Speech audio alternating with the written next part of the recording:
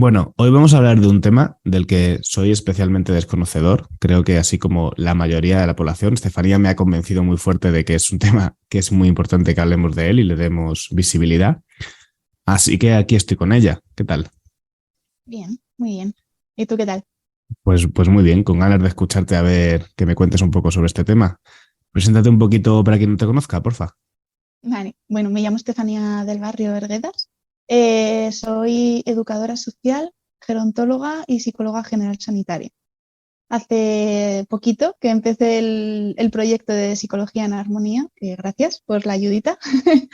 Y bueno, pues la vida al final, al padecer yo misma una enfermedad, me ha llevado a, entre indignación y motivación, a encabezar un doctorado en investigación en esta patología, en psicología y lipedema, y a tratar pacientes con lipedema.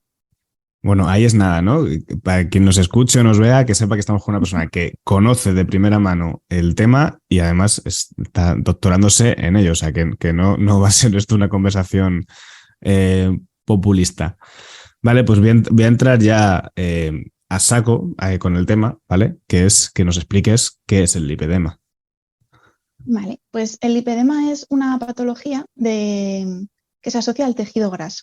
Hay diferentes teorías hoy en día que en un principio empezó diciendo que era una patología del propio tejido graso que estaba inflamado, pero ahora se está teniendo una visión un poquito más integrativa de que se trata de un efecto más de la enfermedad en sí, que es la inflamación crónica en bajo grado.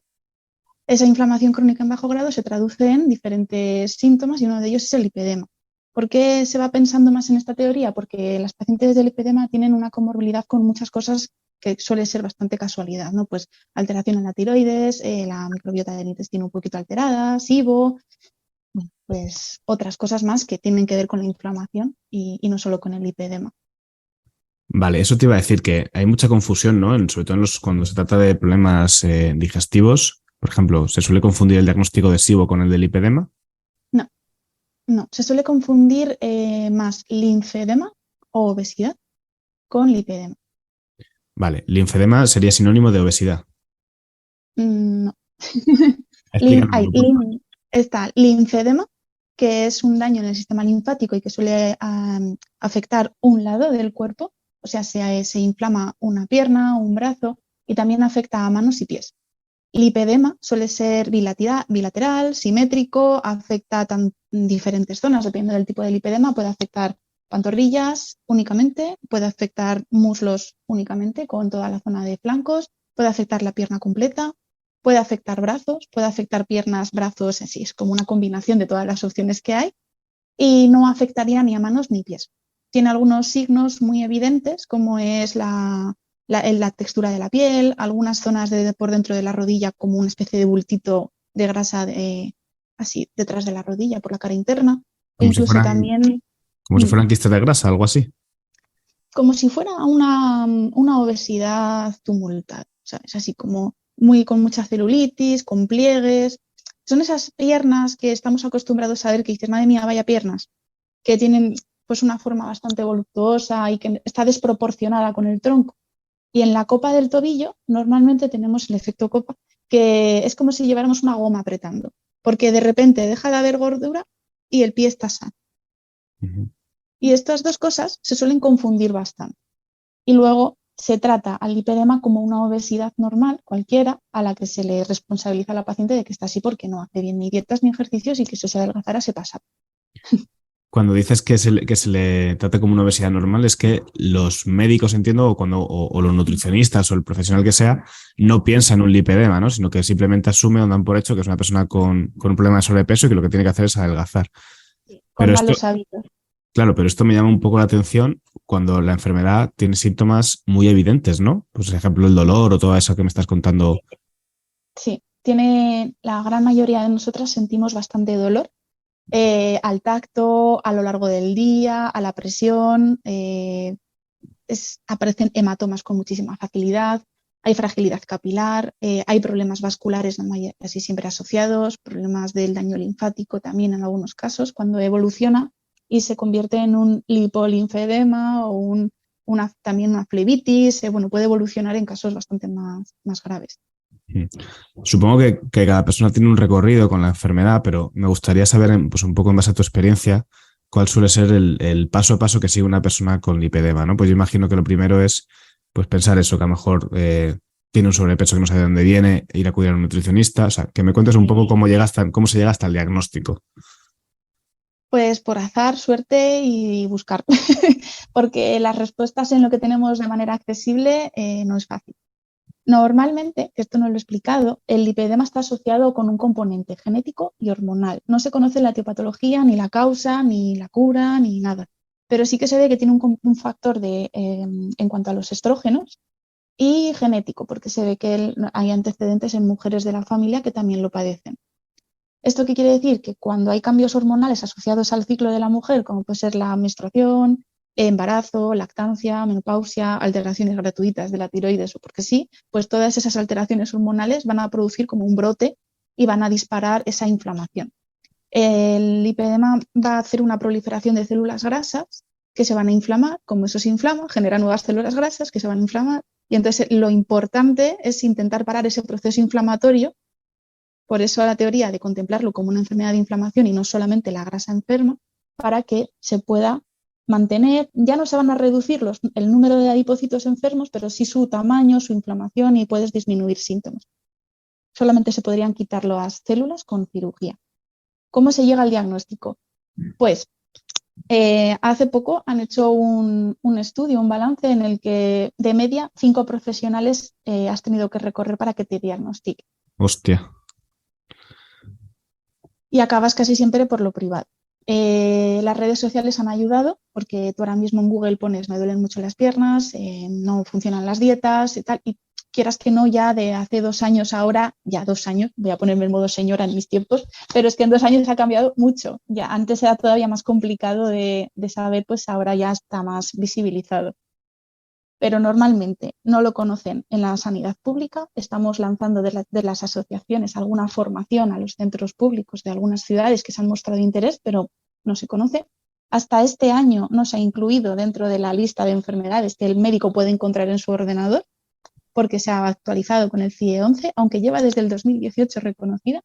Claro, eso te iba a preguntar. ¿Esta enfermedad es que es relativamente nueva, se ha descubierto hace poco o es que está escondida de alguna manera para el colectivo médico?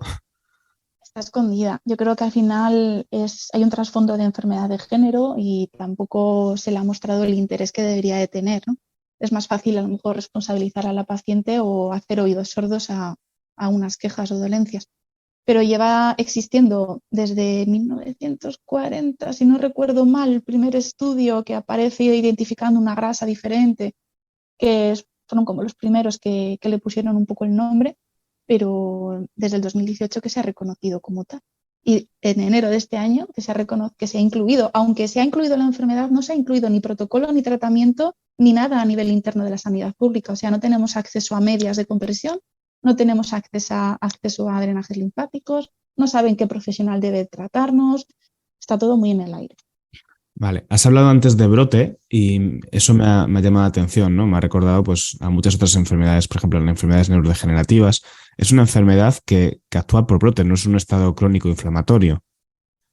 Sí, lo que pasa es que al estar asociado a momentos hormonales puede haber como una proliferación extra, ¿sabes? Al final si tú mantienes sin saber lo que te pasa unos hábitos de vida que te están inflamando, pues es algo progresivo, degenerativo, crónico, pero además tienes el empujoncito de cuando hay un cambio hormonal.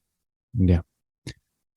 ¿Cuáles serían las señales? Que imagino que habrá varias, ¿no? Pero las señales prodrómicas de que una persona puede empezar a entrar en un brote o se está poniendo peor de la enfermedad. No sé si hay señales típicas. Pues señales típicas van a ser el que de repente estás más grande, te sientes más inflamada, aumentas de volumen, aumentas la inflamación, aumentan síntomas de dolor. Es que de repente te estás inflamando y te están llenando. O sea, es que te sientes como compacta, embotada, es Uf, muy desagradable. acabas de decir una cosa que a mí me ha conectado muchísimo con uno de el perfil de persona con el que yo más trabajo, que son las pacientes con TCA y la distorsión corporal, ¿no? Ujú. Esa percepción de verte más grande o que Sí, aumenta tu volumen, que es normalmente cómo se expresa la distorsión corporal en las personas con problemas de alimentación. qué difícil Sí, tiene que ser hacer ese diferencial.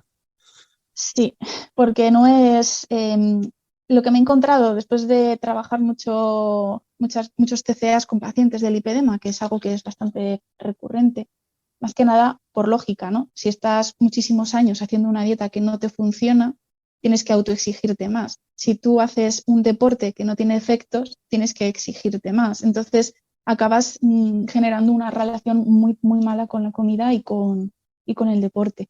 Pero es que cuando hablamos con un TCA genérico o con una distorsión corporal genérica de cualquier otra paciente o otro paciente, tienen un miedo irracional a la comida muchas veces. Es algo irracional, que tienes que trabajar, que tienes que reflexionar, pero cuando tratamos con el lipedema no es irracional, porque hay alimentos que nos van a hacer daño. Entonces se tiene que tratar con otra visión de hay alimentos que a lo mejor no puedes tomar, porque para tu patología, tu estado intestinal y demás no vas a poder comer. Ya. Vale, ahí hay como muchos matices y cosas que me parecen muy interesantes, ¿no? Porque el miedo irracional en el TCA sobre todo es a que eso te va a hacer subir mucho de peso, ¿no? Eso es. En el caso del lipedema, este aumento de peso, digamos, exacerbado sucede. Sí, y además por cada X kilos que engordas de grasa, muchos de esos kilos a lo mejor no retornan y se quedan ahí de forma patológica. Entonces hay un miedo a engordar que es real. O sea, no podemos in- in- invalidarlo porque está ahí. Lo mismo ocurre con la distorsión corporal. Hay una desproporción que es real.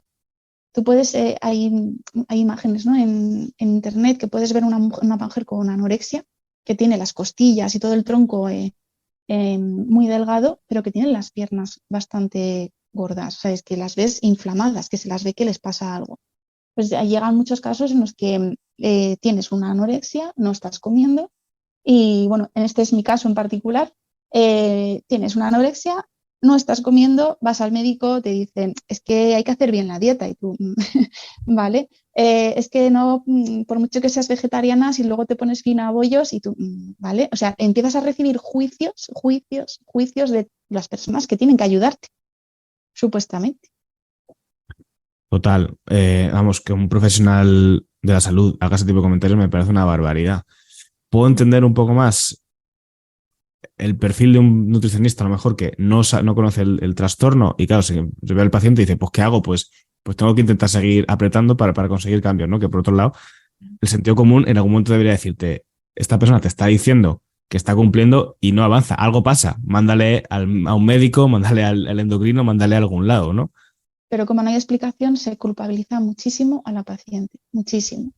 Muchísimo, en todo, en los deportes, en la dieta, en el hábito de vida. Luego te hacen una analítica para demostrarte que ves, es que estás insana porque comes mal, salen perfectas.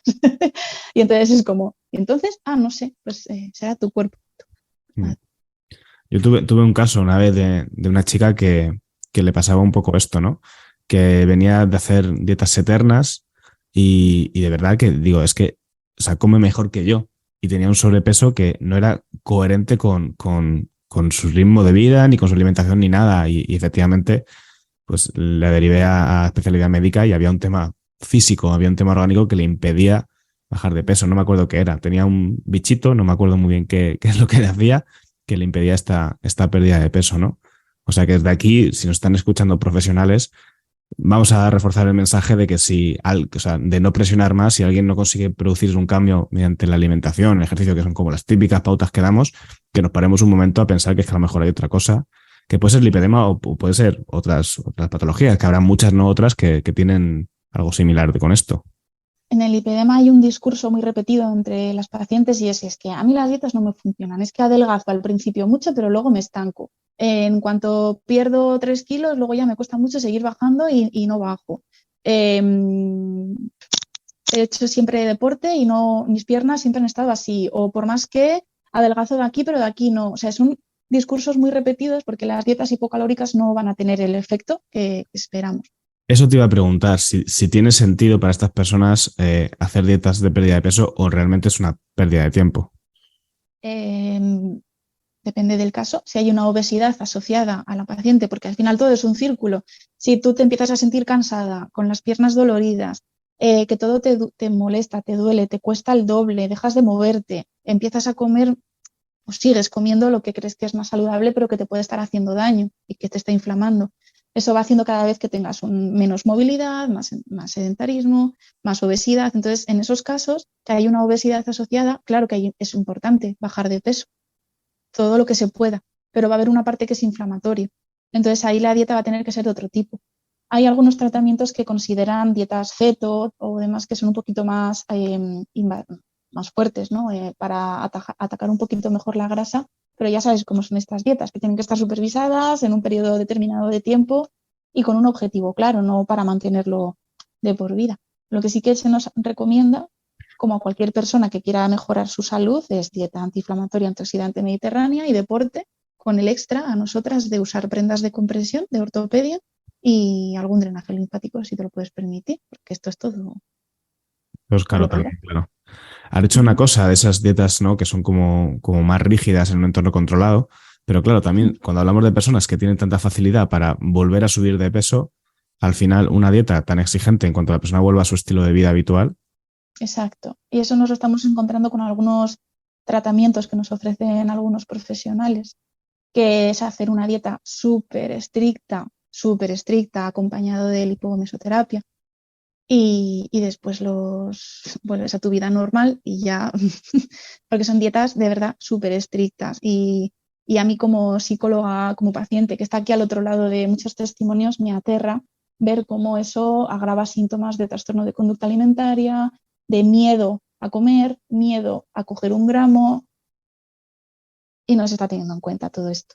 Es que al final tu vida gira en torno a algo que nunca llegas a conseguirlo. Es normal que te acabes lo que tú has dicho, ¿no? Muchas veces pensamos que las personas que tienen un problema de TCA que tienen que tener una experiencia traumática y la experiencia traumática en sí es el machaque durante toda la vida porque te están diciendo que tienes que cambiar esto y es que tú lo intentas y no puedes. Y no llegas, no llegas y no Y llegas. que nadie te cree. Y que nadie te cree porque no tienes motivo y que a ti te duele algo y claro, dices, ¿cómo convives con el dolor?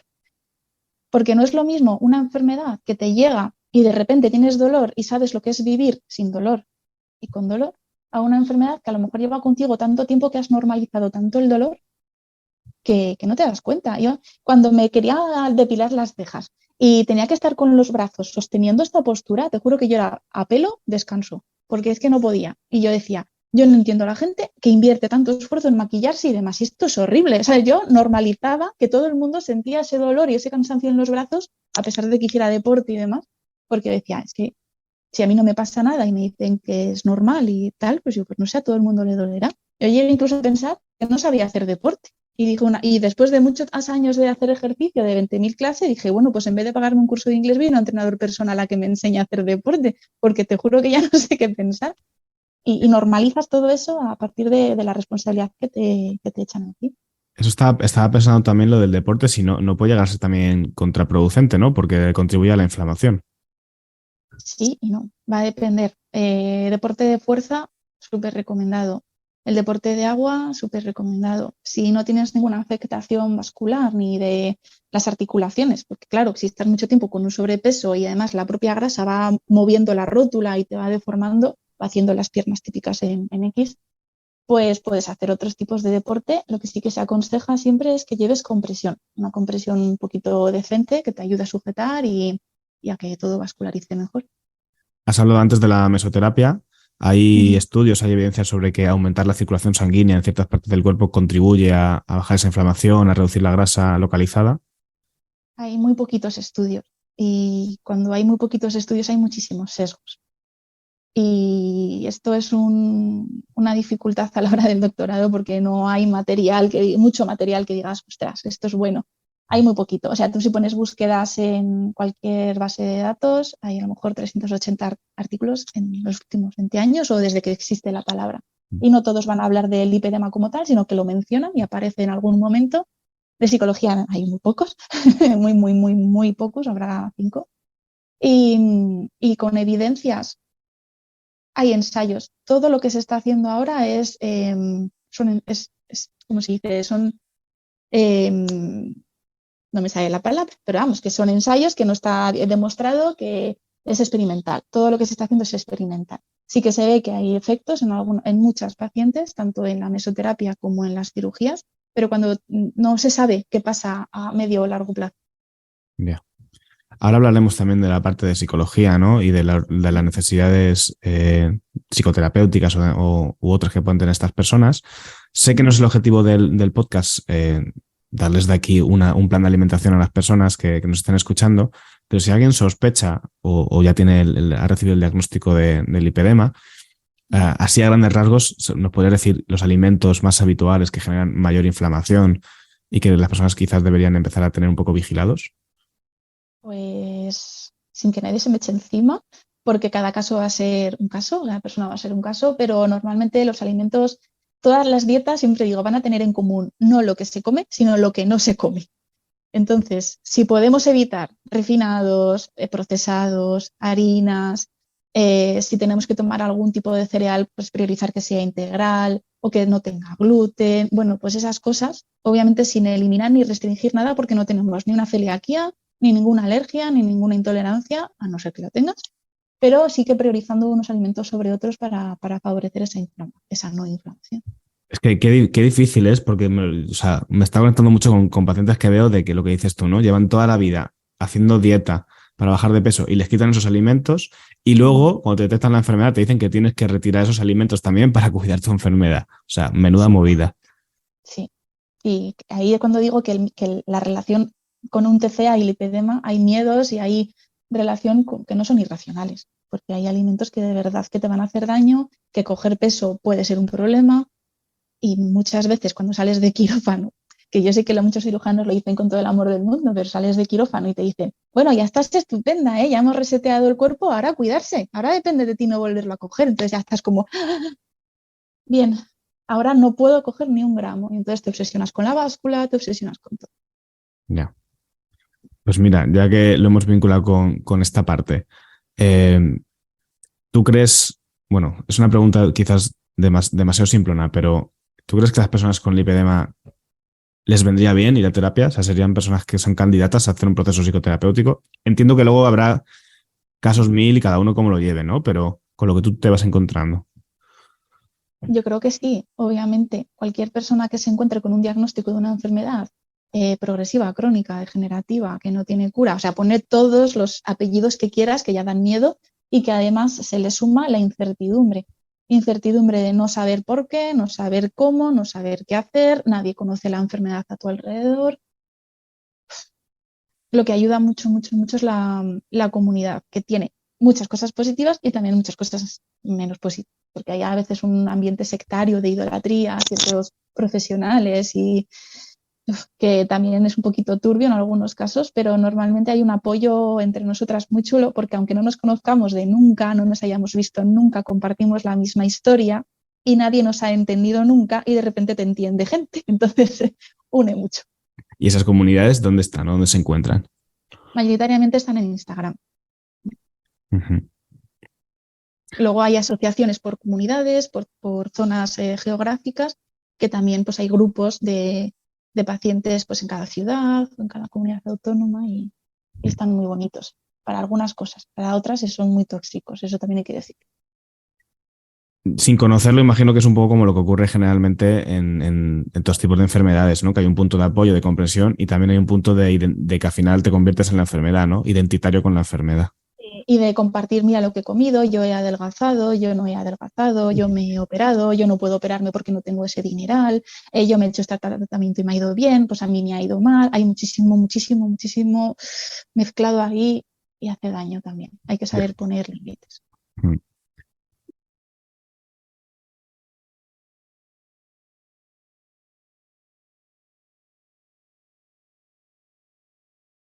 No sé si quizás es pedir demasiado, pero me gustaría que, así un poco a modo de resumen, nos contaras un poco las líneas de trabajo que deben seguir o que suelen necesitar las personas que acuden a terapia psicológica por un problema, por problemas asociados al lipedema.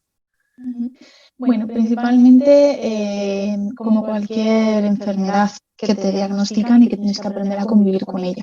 Puede ser muy parecida a lo que se trabajaría con una fibromialgia, por ejemplo. Lo que sí que tenemos que hacer hincapié es en la historia de vida.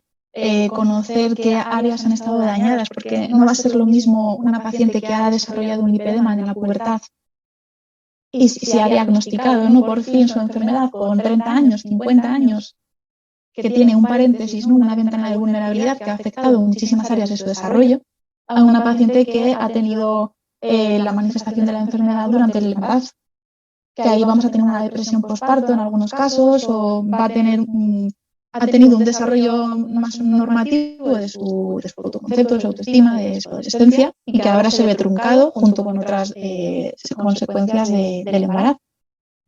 Entonces, bueno, tener en cuenta la historia de vida, reescribir un poco su historia ahora que sabemos lo que nos pasa, para recuperar un poco el lado amable de cuántas veces nos hemos tratado mal por no saber lo que nos estaba pasando, las veces que nos hemos culpabilizado, tampoco sin el ánimo de quedarnos en el pasado y reconstruir paso por paso, pero sí sabiendo de dónde partimos.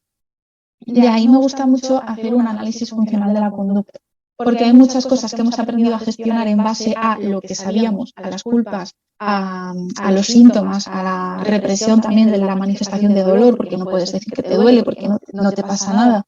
O al final te culpan de que eres muy blandengue, que eres tú la floja, la que no tienes fuerza de voluntad, la que tal. Entonces, hacer un análisis funcional de la conducta puede ser muy útil para ver qué hemos aprendido y qué podemos aprender, nuevas herramientas, nuevos aliados, porque hasta ahora muchas veces la comida va a ser el principal aliado para gestionar muchísimos conflictos. Entonces, pues generar otros aliados nuevos para tener más herramientas en ese maletín, que como siempre les digo, el problema no es que acudamos a la comida cuando necesitamos gestionar algo, sino que acudamos siempre a la comida, porque al final se convierte en ese amigo al que siempre llamas para las malas noticias y se va a acabar cansando de escuchar siempre las malas noticias, ¿no? Vamos a repartir un poco entre otros aliados. Y luego dependerá de la persona, pues ya sabes, ¿no? Lo que te encuentras en consulta, pues un poquito de dialéctica, porque es más reflexivo, entonces le vas a ir haciendo cortocircuitos en los pensamientos, en la construcción de ideas, y en otras personas que a lo mejor son un poquito más sensibles, pues las metáforas de aceptación y compromiso y pues, pueden ser bastante útiles. Pero bueno, principalmente es, pues ya sabes, cada persona te lleva por un camino diferente.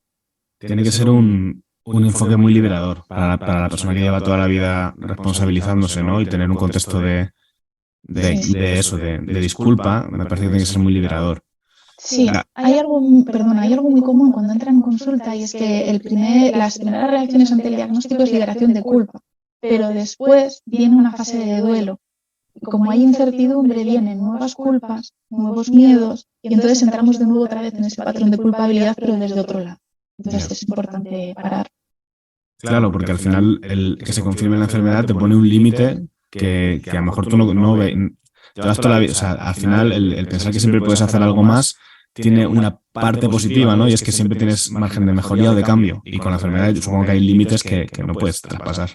Claro, la gestión de expectativas es otra cosa muy importante en terapia. Tanto si vas a hacer un tratamiento conservador, que malamente se le llama conservador porque no es invasivo, pero yo hago la campaña de que se dice conservador porque hay que conservarlo toda la vida.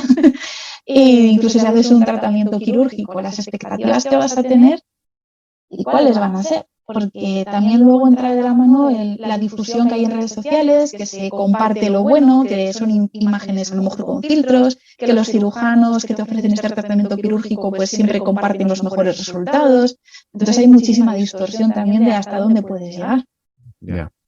Estaba pensando también, hablando de las expectativas, que habrá mucha insatisfacción corporal y claro, con esta enfermedad hay una parte que no tú, o sea, me imagino yo, que digo, sin ser experto en el tema, que nunca te vas a poder acercar a esa normatividad. Pues yo qué sé, te pilla un verano y a lo mejor estás con las piernas inflamadas y es que es algo que es que no, que ya está, que es que no puedes hacer nada para cambiarlo.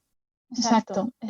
Y que vas a tener casi siempre una desproporción de tus piernas. Puede ser más llamativa o más discreta, pero tú la vas a sentir.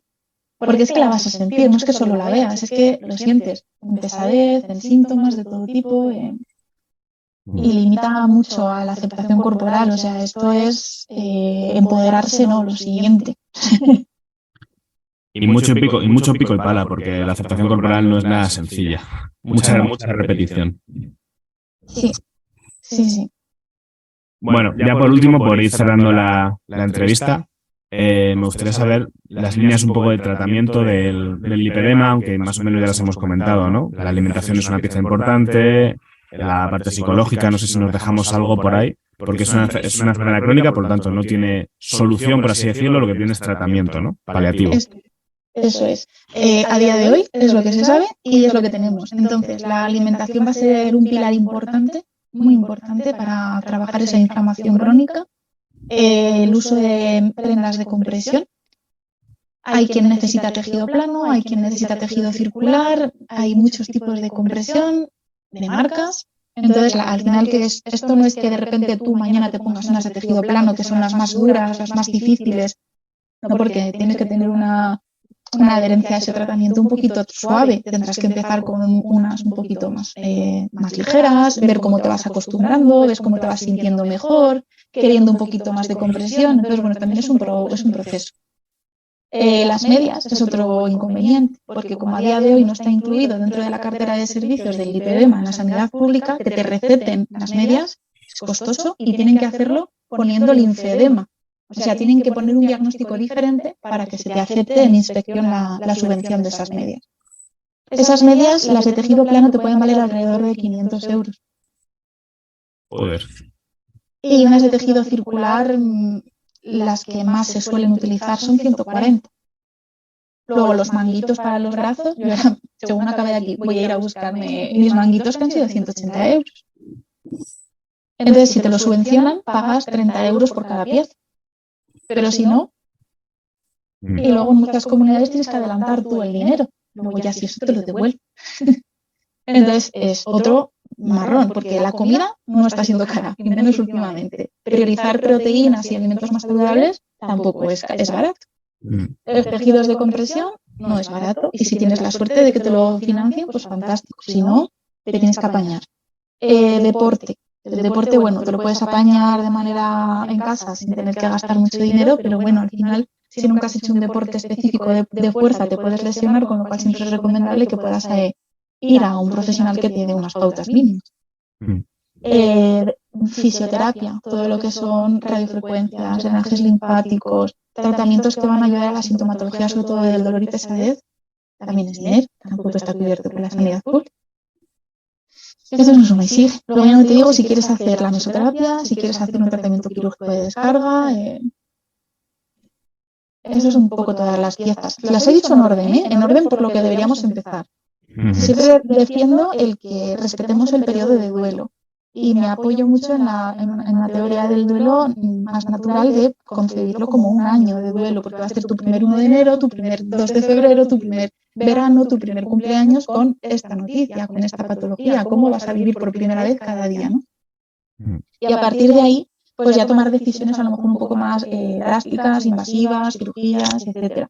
Sobre todo porque si nos agarramos como un clavo ardiendo a llevo toda la vida con este cuerpo que no quiero, me están ofreciendo una cirugía que me va a devolver un cuerpo que nunca he tenido, con unas expectativas irrealistas, no he tenido ningún tipo de adherencia al tratamiento conservador, me creo, me pienso o quiero creer que la cirugía me va a curar y no voy a tener que hacer nada más, cuando tú estés operada y te veas bien, se te va a olvidar que a lo mejor, como esto es muy progresivo, dentro de 5 años el lipedema vuelve a aparecer en zonas no operadas o se reproduce en zonas operadas, que en algún caso.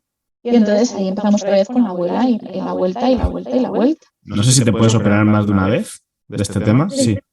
Al final es una vida entregada al lipedema, ¿no? Imagino que habrá gente, o sea, quiero decir, imagino que habrá gente que se tirará años ahorrando para hacer la operación y si luego vuelve a reaparecer, otra, o sea, volver a reinventar la rueda otra vez. Sí.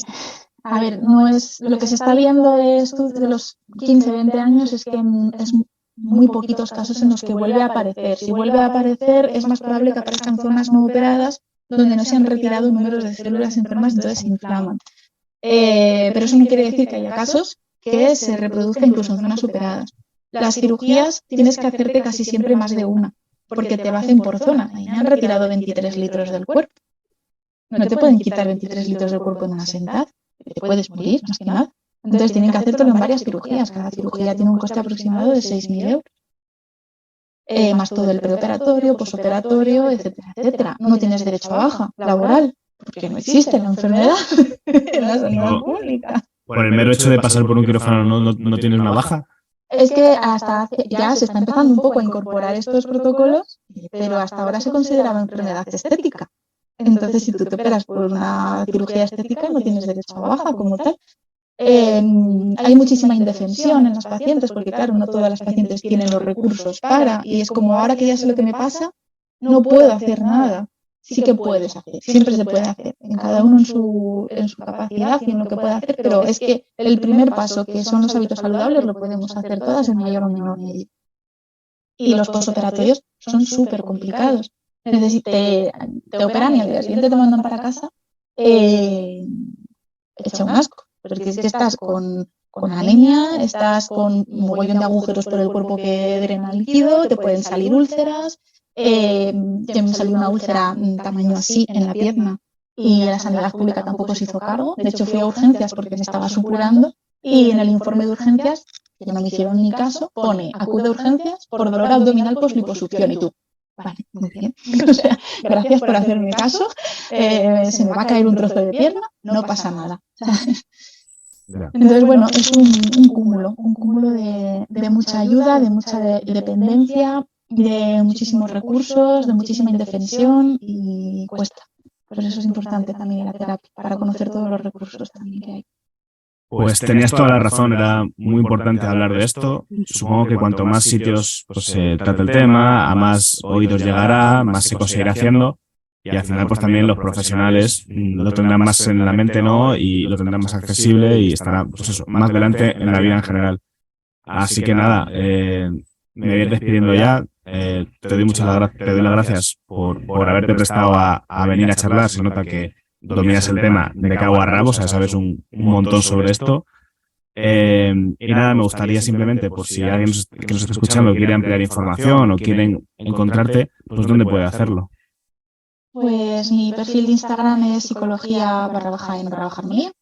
La página web es www.psicologiaenarmonía.com y correo electrónico info@psicologiaenarmonía.com y no sé, más. Vale, todo esto lo voy a dejar en las notas del programa también, ¿vale? Pues si alguien no se ha quedado con la copla, pues que lo tenga ahí para clicarlo. Y pues nada, lo dicho, que muchas gracias por venir y que ha sido muy interesante. A mí, vamos, me ha reforzado el tema de estar ahí vigilante, ¿no? De cuando te encuentras algún caso con la alimentación, de tener siempre estas cositas en mente, no asumir que todo es psicológico o que todo es nutricional. Muchísimas gracias por este lugar para visibilizar la enfermedad. Venga, hasta luego, Estefanía. Hasta luego.